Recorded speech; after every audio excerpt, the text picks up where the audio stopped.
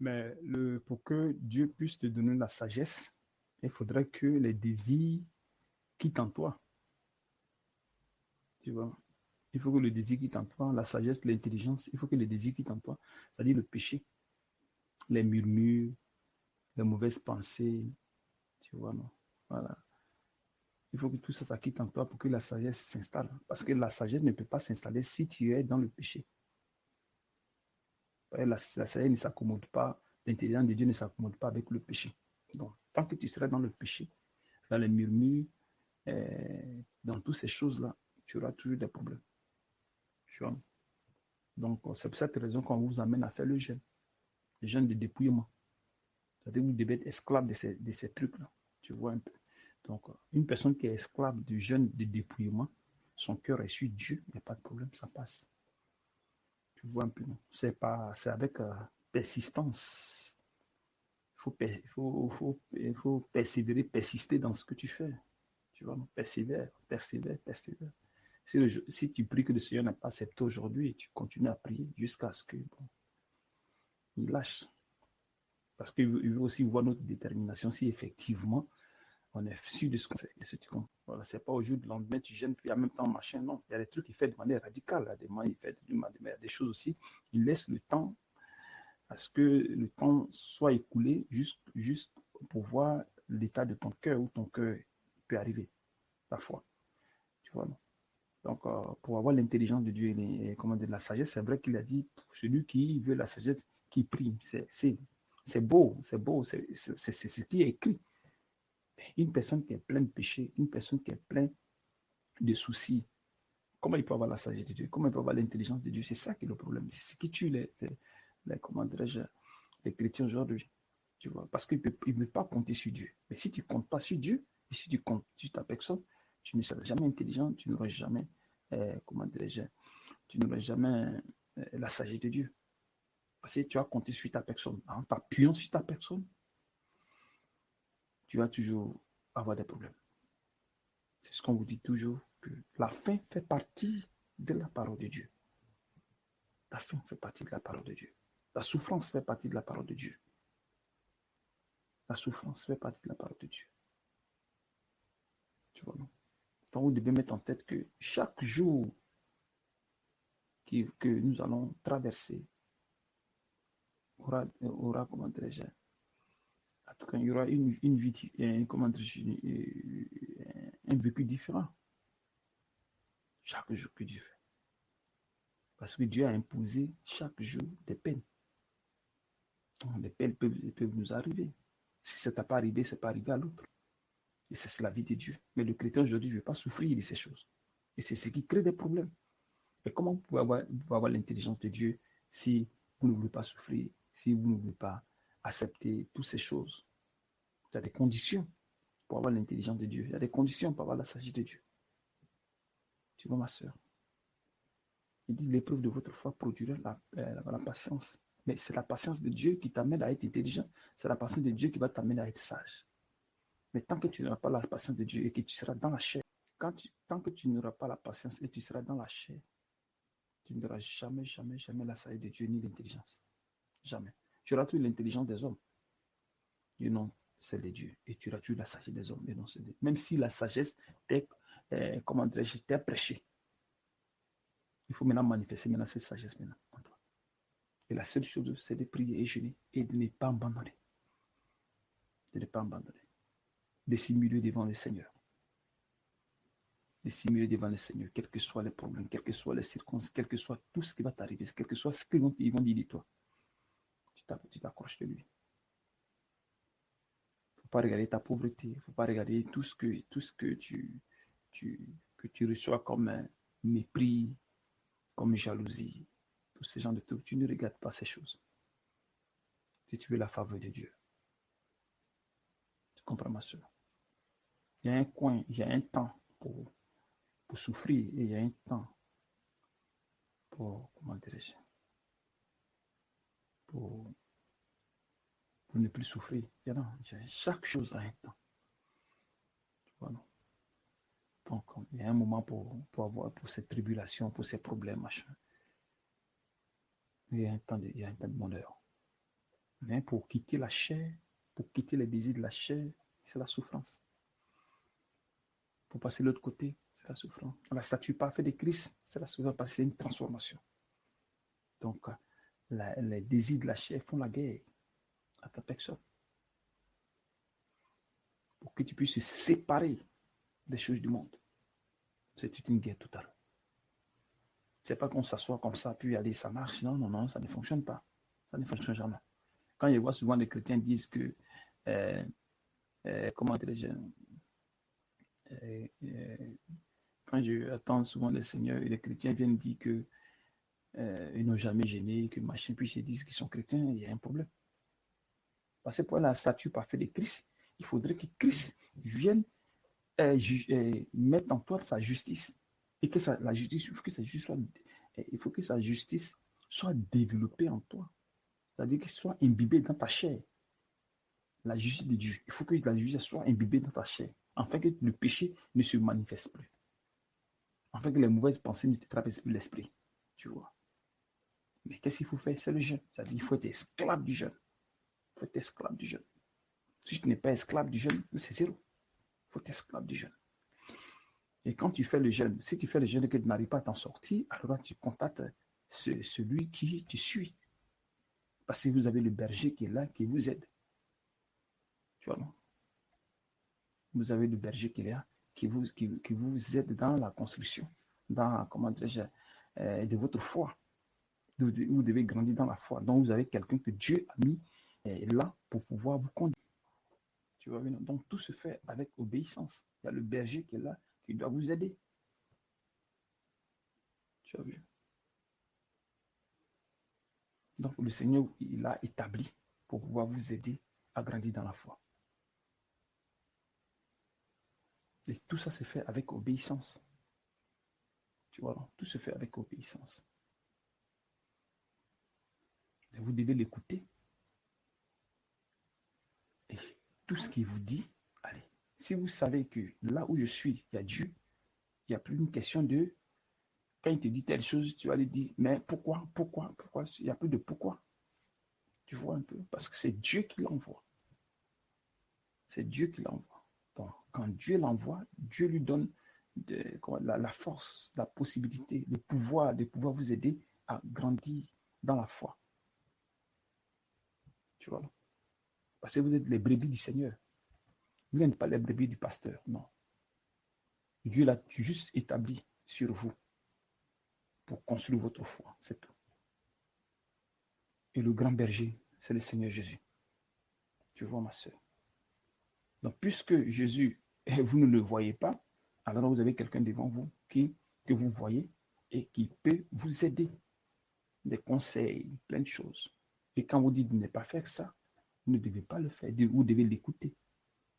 Vous ne devez pas faire ce que vous avez envie de faire parce que ça vous passe par l'esprit. Donc, vous faites ce que vous voulez. Non. Parce que quand vous faites ce que vous voulez, quand vous dites telle chose, que vous faites autre chose, le Seigneur lui a donné l'opportunité et lui a donné ce mandat de vous construire votre foi, de vous aider à ce que vous arrivez à grandir dans la foi.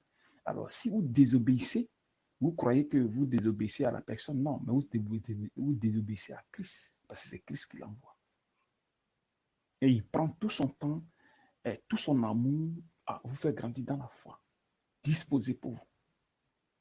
Donc, c'est ce facteur, c'est ce côté-là que vous devez voir. Est-ce que quand je fais ça, pourquoi ça ne marche pas? Si j'ai fait ça, pourquoi ça ne marche pas? Vous allez vous poser la question. Pourquoi quand je fais ceci, je gêne, ça ne marche pas, je fais ceci, ça ne marche pas? Vous devez vous poser la question. Mais est-ce que j'écoute celui qui m'enseigne?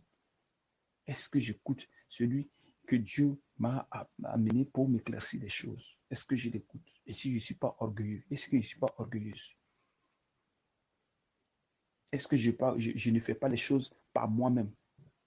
C'est des questions que vous devez vous poser. Parce que quand vous faites ce que vous voulez, c'est la désobéissance. Pour ça que la désobéissance, derrière la désobéissance, il y a la malédiction. Et c'est ça qui est le problème. Donc, vous allez vous maintenir dans quelque chose qui n'est pas bien. Et vous voulez grandir dans la foi, mais ça ne marchera jamais.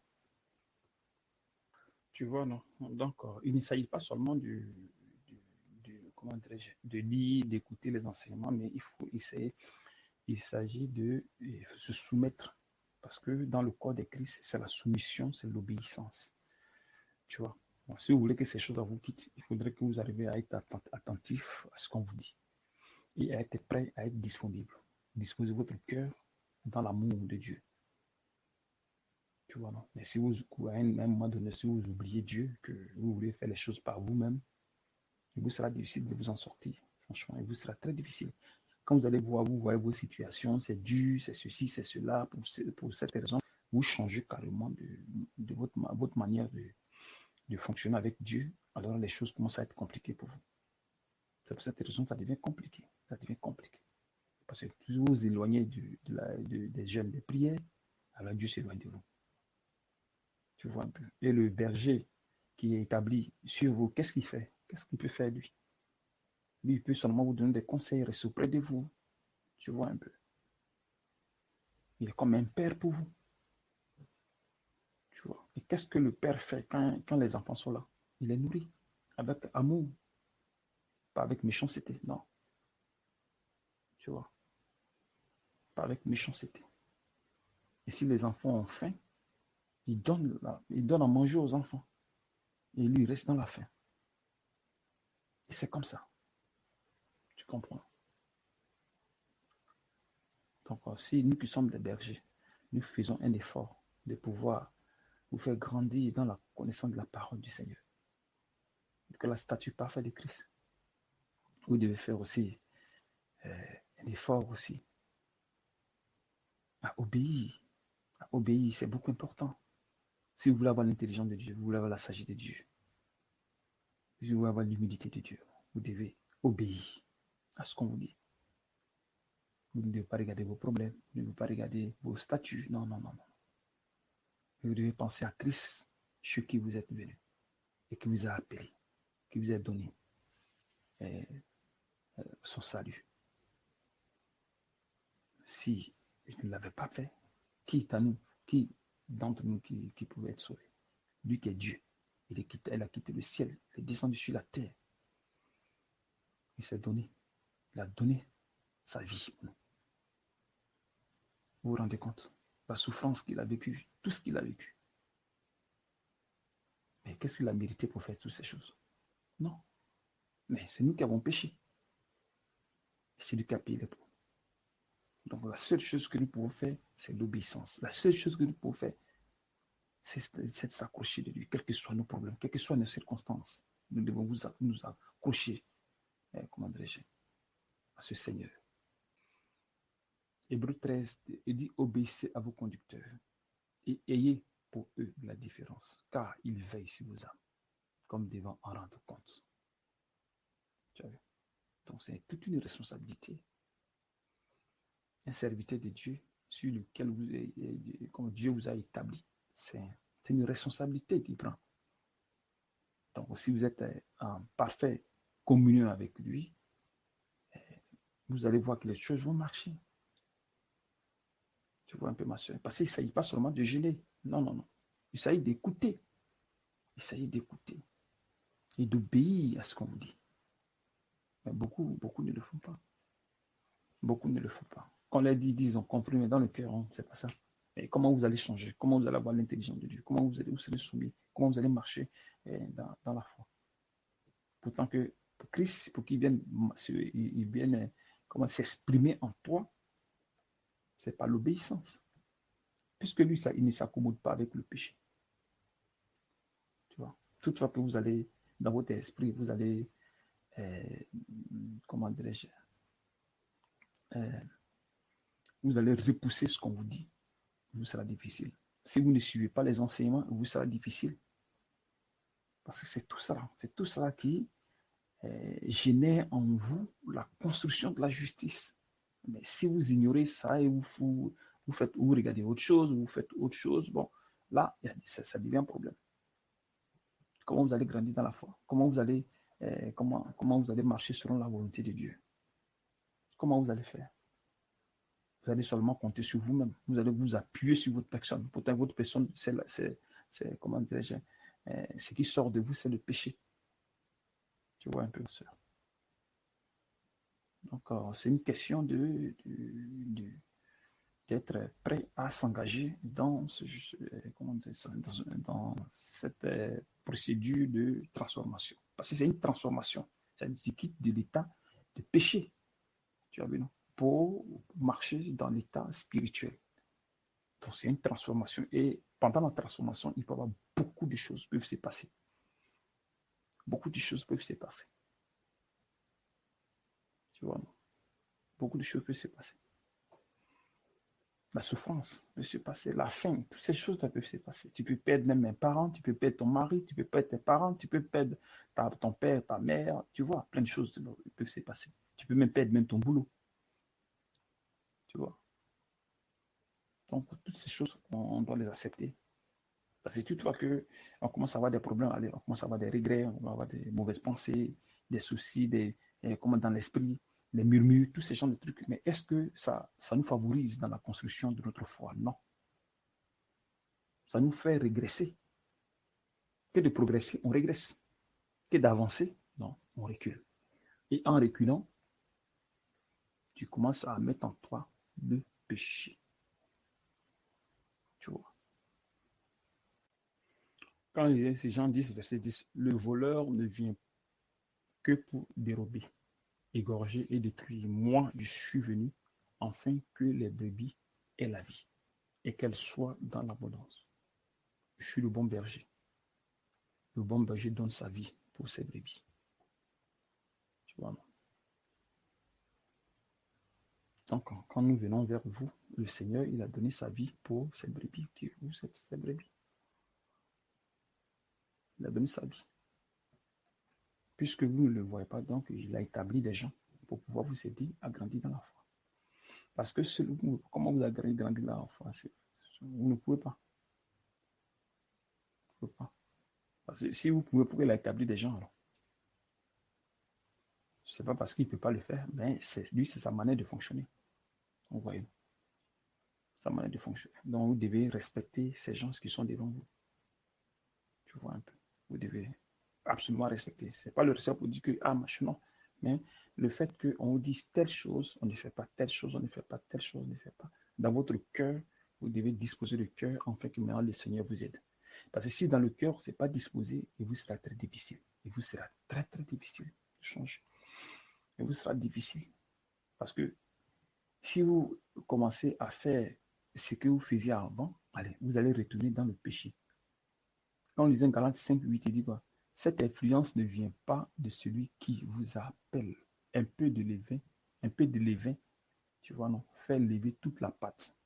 Un peu de levain, fait lever toute la pâte. Ici, il veut parler de. Qu'est-ce qu'il veut dire ici? Quand nous lisons,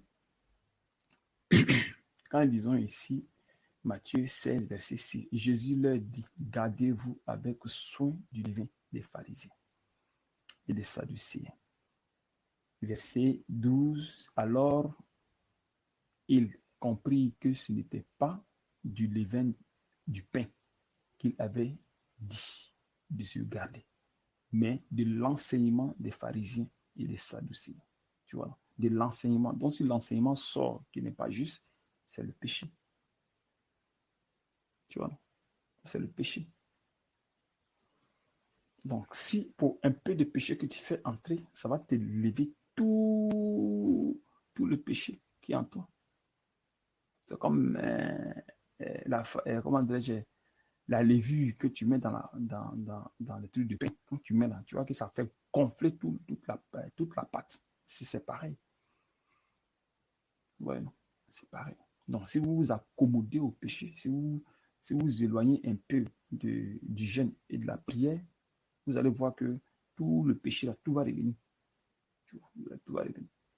Donc, la seule chose, c'est de vous coller au Seigneur. C'est tout. Il n'y a rien d'autre que de se coller au Seigneur et d'écouter. C'est très important. Très, très important. Et après, maintenant, l'intelligence, la sagesse, l'humilité, toutes ces choses vont s'accompagner. Mais c'est une question de persévérer, persévérer, persévérer dans la voie de Dieu sans se décourager.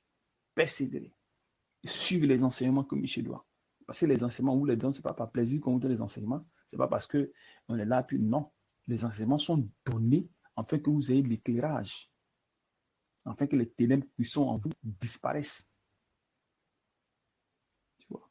Sinon, les enseignants n'allaient pas servir dans ce cas. Parce que toutefois que vous n'êtes plus en contact soit avec le conducteur, allez, c'est fini. Allez, vous oubliez Dieu. Vous pensez à autre chose. Non, on ne fait pas comme ça. Parce que le Seigneur, là, il est l'assistant du corps. Tu vois, non? C'est lui qui même qui gère, c'est lui qui transforme même les personnes. Nous, on ne fait que seulement donner l'enseignement. Tu vois.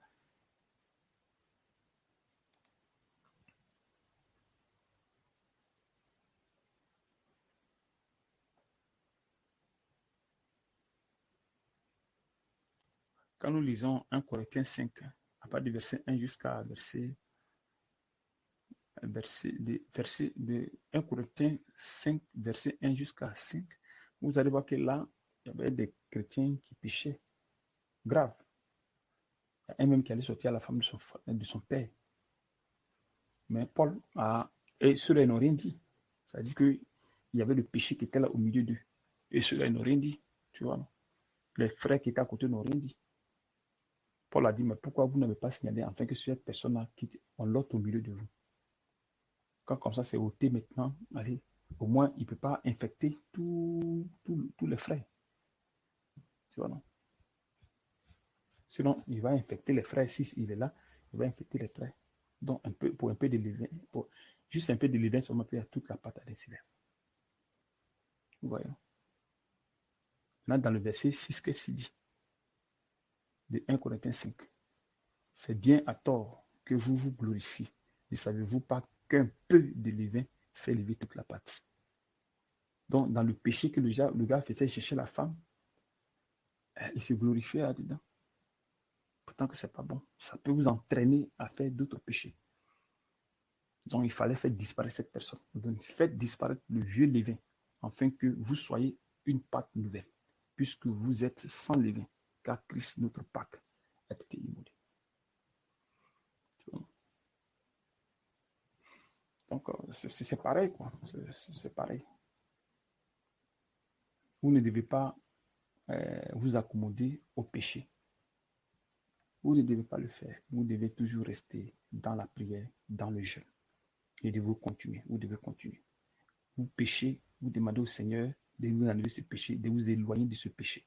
Parce que tant que le péché sera là, il vous sera difficile de vous en sortir. Il vous sera très difficile de vous en sortir.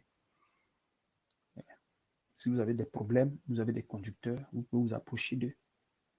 Vous pouvez demander des conseils. Vous devez demander telle chose. Ne restez pas sur vos problèmes pour vouloir les régler.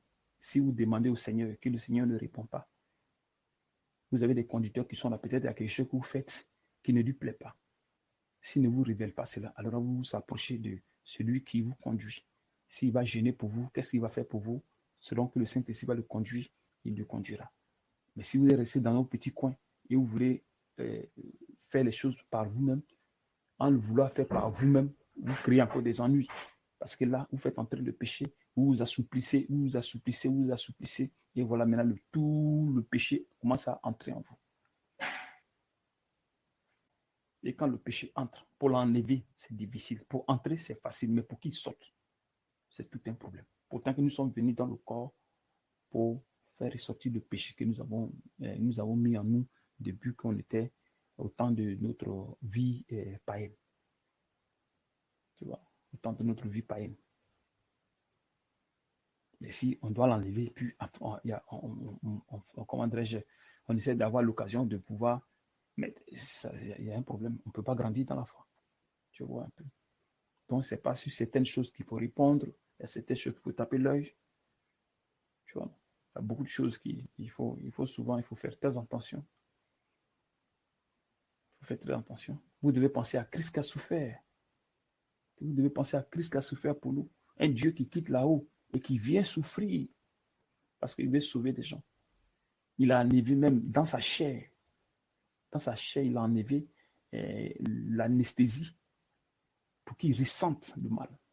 Combien de fois ils l'ont fouetté, combien de fois ils l'ont chicoté, combien de fois, quelle souffrance n'a pas vécu l'homme qui n'a pas péché, qui n'a rien fait. Donc, quand vous êtes dans des situations de souffrance, de faim, vous devez penser à celui qui nous a aimés et qui est venu mourir pour notre cause.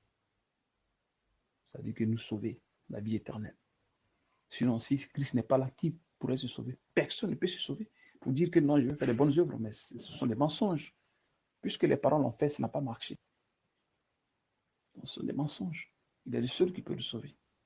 Il est le seul qui peut nous sauver. Il est le seul. Donc nous devons comment dirais-je, fortifier notre être, notre esprit, notre cœur, tous ces genres de trucs. Nous devons fortifier cela. Et en voyant la souffrance de Christ, ça peut nous donner plus de courage. Parce que c'est pour nous qu'il est mort. Il n'est pas mort pour quelqu'un d'autre, il est mort pour nous. Donc toute la souffrance qu'il a vécue sur la terre, un innocent qui a été tué pour nous. Nous devons comprendre beaucoup de choses. Donc étant dans notre souffrance, nous ne devons pas s'appuyer sur notre souffrance, sinon nous allons faire entrer le péché. Et en faisant entrer le péché, comment on peut avoir l'intelligence de Dieu? Comment on peut avoir l'humilité de Dieu? Comment on peut avoir la sagesse de Dieu? Non. La sagesse de Dieu s'acquiert dans la souffrance, dans les persécutions. Tu vois? C'est là que Dieu peut t'élever. Si ce n'est pas le cas, il nous sera très difficile. Ce sera très, très difficile, très difficile. Il ne faudrait pas qu'on pense à nos problèmes. Il ne faudrait pas qu'on dise que non, comme je travaille sur comment dirais-je, au soleil, si je gêne, comment je vais faire pour... je vais faire parce que j'aurai soif, machin. Non, il faut seulement confier à Dieu, c'est tout. Tu confies à Dieu, tu verras. Si tu n'as pas de boulot, que tu es là, pourquoi tu vas aller t'asseoir en train de réfléchir, mais qu'est-ce que je fais, qu'est-ce que je fais, qu'est-ce que je fais? Tout ça là, ça t'amène des problèmes.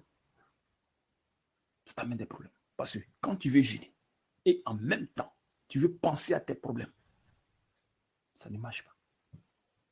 Ça ne marche pas. Ça ne marchera jamais. Ça ne marchera pas. Il faut disposer de cœur à Christ. Parce que c'est lui qui donne le travail, c'est lui qui donne le diplôme, c'est lui qui donne tout. Mais s'il a dit que je suis disponible pour toi, ça dit que je suis responsable de ta personne. Mais pourquoi vous allez vous embrouiller? Je suis responsable de ta personne. Dès que tu crois en moi, allez, tu viens à moi. Moi, le reste, je gère jusqu'à la fin de ta vie. Ça devait maintenant régler le problème. Mais ce n'est pas le cas. Ce n'est pas le cas. Donc, vous devez encore travailler là-dessus. Travailler encore là-dessus. C'est important. Vous ne devez pas abandonner le Seigneur. Non, vous devez rester auprès de lui. Vous ne devez pas l'abandonner. Vous ne devez pas l'abandonner. Non, non, non. Vous devez penser à sa souffrance. Parce que si vous ne pensez pas à sa souffrance, c'est comme il a souffert gratuitement pour nous.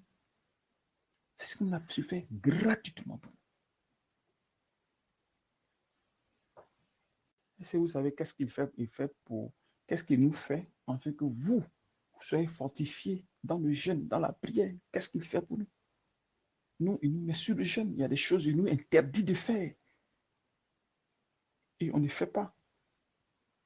Il nous fait faire des jeûnes continuels. Et on jeûne pour vous. Donc la seule chose que vous pouvez faire, c'est de disposer votre cœur. C'est tout, il n'y a rien d'autre.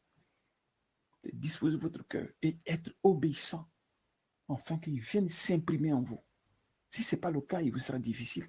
Parce que si vous voulez marcher dans la foi, s'il ne vient pas s'exprimer en vous, vous allez marcher comment? Comment vous allez faire? Vous ne pouvez pas marcher dans la foi. Comment vous faites? Comment vous faites? Il dit, c'est lui qui a mes commandements et qui te les garde. Il dit, c'est lui qui a, mais pour avoir d'abord ses commandements, et pour garder ses commandements, il faut les avoir. Mais pour avoir ces commandements-là, qu'est-ce qu'il faut faire? Il faut qu'ils te soient révélés. Maintenant, si les commandements te sont révélés maintenant, ça c'est déjà un privilège. C'est déjà un privilège, un grand privilège. C'est un grand privilège. Vous devez être heureux. Étant même dans vos problèmes, vous devez être heureux. Tu vois, ma soeur, vous devez être heureux. Vous ne devez pas penser à vos problèmes. Non, parce que Christ est là. Quels que soient les problèmes que vous allez avoir, la faim que vous allez avoir, il va vous donner à manger. Quel que soit si vous ne payez pas votre loyer, il va vous payer le loyer. Vous ne payez pas vos factures, il va payer la facture. Mais il paiera ça à son temps. Lui, il paiera à son temps. Non à votre temps, mais il paiera. Lui, en son temps, il paiera ces choses. Donc, toutefois que vous êtes dans son sein, il est responsable de vous jusqu'à la fin de votre vie. C'est ces choses que vous devez comprendre. Mais si vous ne comprenez pas ça, et vous voulez faire les choses à votre tête, il vous sera difficile de grandir dans la foi. Il vous sera difficile d'avoir l'intelligence de Dieu. Il vous sera difficile d'avoir l'humilité. Et il vous sera difficile d'avoir la sagesse du Seigneur. Non. Vous allez manifester les désirs de la chair forcés. Même si vous connaissez toute la Bible. Même si vous avez le Saint-Esprit. Même si vous faites les miracles. Il vous sera très difficile. Il vous sera très difficile de marcher dans la foi. Il vous sera très difficile. Parce que c'est un homme sans péché. Donc, il veut qu'on vive la vie sans péché. Donc, c'est une question de sacrifice. Nous devons nous sacrifier. Nous ne devons pas regarder nos souffrances. Non. Parce qu'on ne travaille pas, parce qu'on ne fait ceci, parce que ceci, parce que cela. Il y a des choses, on dit on ne fait pas, puis c'est conditionné. On dit ça, on ne fait pas, mais toi, tu conditionnes cela par rapport à tes intérêts. Ça ne marche pas. Ça ne marche pas, ça ne peut pas marcher. Quand on dit telle chose, on ne le fait pas, on ne le fait pas. Point, s'arrête là. Si ça va à l'encontre même de tes principes, tu es obligé de laisser. Tu ne peux pas oublier. Parce que si c'est comme ça, tu vas t'accommoder avec le péché. Et quand c'est comme ça, c'est dangereux. Et tu vas jeûner, tu as prié, mais ça va aller, ça ne va pas aller quelque part. Ça ne va pas aller quelque part. C'est mieux que tu laisses cette chose pour ta foi. Et lui qui t'a envoyé, il va te nourrir. Parce que si tu l'as fait, si tu ne l'as pas fait par la chair, si tu l'as fait selon l'Esprit de Dieu, selon la parole du Seigneur, que telle chose, on ne le fait pas, moi je ne le fais plus. Tu ne le fais pas, tu arrêtes. Mais si tu t'accommodes sur ce qu'on ne fait pas, et après tu viens demander l'intelligence, ou bien tu demandes la sagesse de Dieu, ou bien ceci, c'est cela, ça ne va pas marcher, même si tu vas gêner 1000 ans, 1000 fois. Ça ne marchera jamais. Ça ne pourra jamais marcher. Jamais ça ne marchera. Donc vous devez être des personnes disponibles pour le Seigneur. Vous devez être disponible pour le Seigneur. C'est très, très important. Vous devez être disponible pour le Seigneur. Le Seigneur est là, il va vous nourrir, quelles que soient les circonstances. N'ayez pas, comment dirais-je, ne soyez pas abattus. Si vous ne travaillez pas, si vous ne mangez pas, si vous avez perdu le boulot, non, non, non, non, ne soyez pas abattus pour ces choses. Si vous avez votre enfant qui est malade, votre maman qui est malade, tout ça, c'est lui qui s'occupe de toutes ces choses. Une personne ne meurt pas parce qu'elle est malade. Non. Une personne ne meurt pas parce qu'il y a eu l'accident. Non. Une personne meurt parce que Dieu l'a décidé. C'est le temps de la personne. C'est le temps de la personne. C'est Dieu qui détient la mort de tout un chacun sur la terre. C'est Dieu qui détient cela.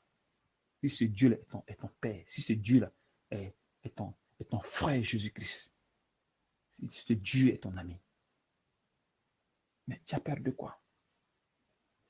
Puisque c'est lui qui donne la richesse, c'est lui qui donne la pauvreté. Mais tu as peur de quoi? Il faut juste persévérer. C'est tout. Il n'y a rien d'autre. Et tu verras sa gloire.